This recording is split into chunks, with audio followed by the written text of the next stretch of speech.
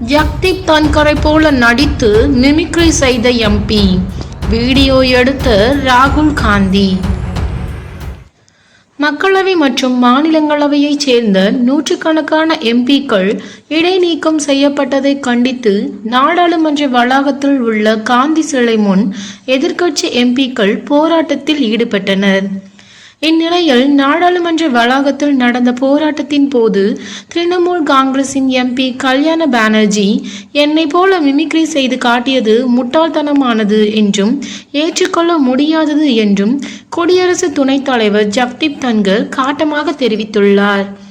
மக்களவை அத்துமீறல் சம்பவம் தொடர்பாக நாடாளுமன்றத்தில் அமளியில் ஈடுபட்ட சில மக்களவை உறுப்பினர்கள், மாநிலங்களவை உறுப்பினர்கள் நடப்பு நாடாளுமன்ற கூட்டத்தொடர் முழுவதும் இடைநீக்கம் செய்யப்பட்டுள்ளனர். மக்களவை அத்துமீறல் சம்பவத்திற்கு பின்பு இதுவரை 141 எம்பிக்கள் மீது இடைநீக்க நடவடிக்கை எடுக்கப்பட்டுள்ளது பேசுபொருளாக மாறியுள்ளது.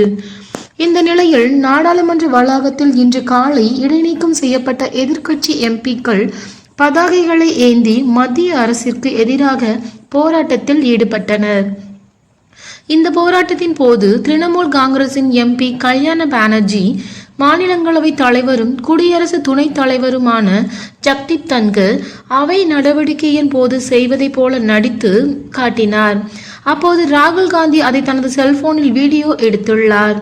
ஜக்தீப் தன்கரை போல திரிணாமுல் காங்கிரஸ் எம்பி நடித்து காட்டிய வீடியோ சமூக ஊடகங்களில் வைரலாகி வருகிறது.